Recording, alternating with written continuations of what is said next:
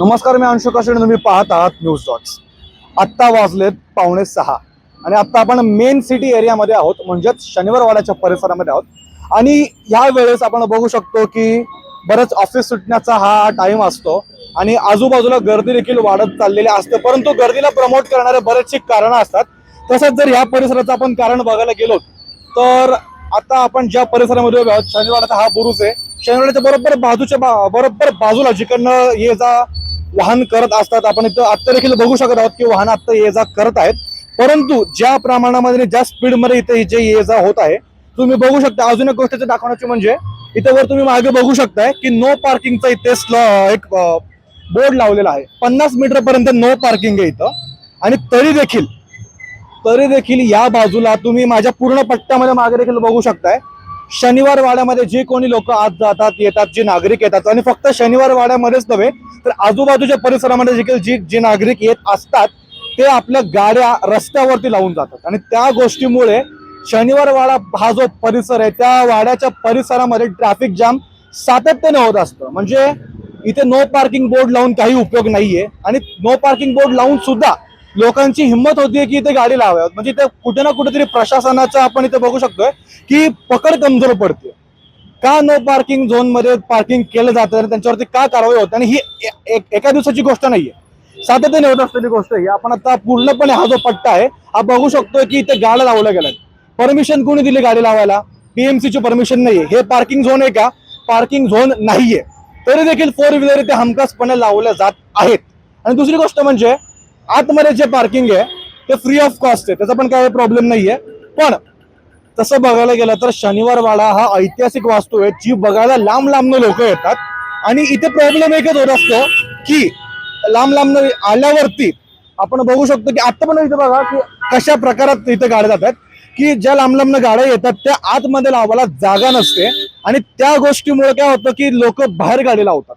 मग आता या गोष्टीला स्थानिक प्रशासनाने असं लक्ष दिलं पाहिजे की एक नवीन पार्किंग किंवा वाहनतळ जे आहे ते खास डेडिकेटेड फॉर शनिवार वाडा पार्किंग इथे आजूबाजूच्या परिसरामध्ये काढले गेलं पाहिजे. कारण की सातत्याने इथे ट्रॅफिक होतं. आणि एवढीच नव्हे तर आपण पुढे देखील जाऊन बघूयात. आणि आता आपण सध्या त्याच शनिवार वाड्याच्या एंट्रन्सच्या इथे उभे आहोत.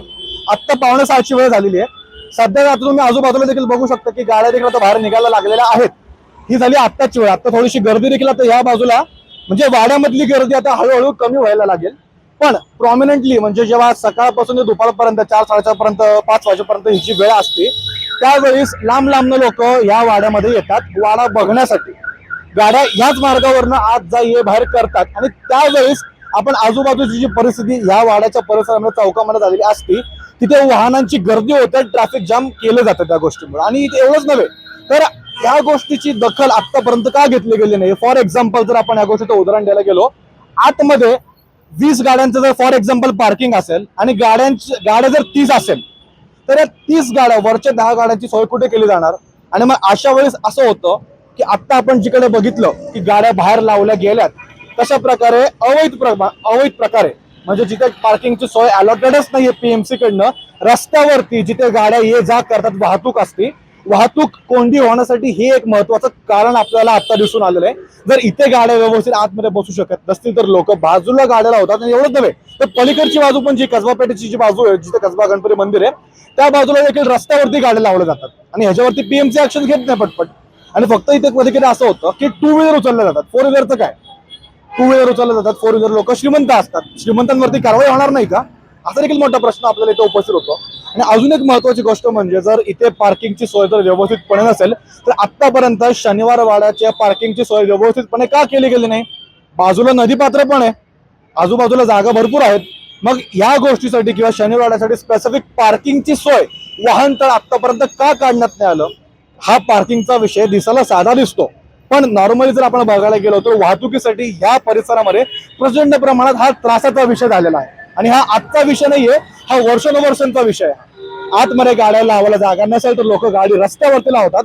आणि त्या रस्त्यावरती गाडी लावल्या गेल्यामुळे आजूबाजूला ट्रॅफिक होतो. आपण आता देखील बघू शकतोय की थोडे काय ना पण इकडनं मंदीचं आपण इथं वातावरण बघू शकतो की गाड्या हळू अवस्थेत जातात. आणि का जातात तर रस्त्यावरती गाडी लावल्या गेल्यामुळे त्यांना नागरिकांना जायला जागाच नाहीये. आणि मग फुटपाथ कशासाठी असतो, नागरिकांनी चालण्यासाठी असतो. पण फुटपाथची अवस्थाच आपल्या इथे व्यवस्थित नाहीयेत. फुटपाथ खोदून ठेवायची नंतर काहीतरी कारण सांगायची, फुटपाथ खोदून ठेवायची कारण सांगायची, हेच आपल्या इथे चालू आहे. तर या गोष्टीला तरी पीएमसी पुणे महानगरपालिका गांभीर्याने घेईल न घेईल हा येणारा काळच सांगेल. आता इलेक्शन देखील आलेले आहेत. आता इलेक्शन नंतर जरी या गोष्टीवरती पुणे महानगरपालिका लक्ष घालते ना घालते हे आपण तुमच्यापर्यंत पोहोचूया. तोपर्यंत तुम्हाला या गोष्टीवरती, या सदर गोष्टीवरती काय वाटतंय आम्हाला कमेंटच्या माध्यमातून सांगायला विसरू नका आणि पाहत राहा न्यूज डॉट्स.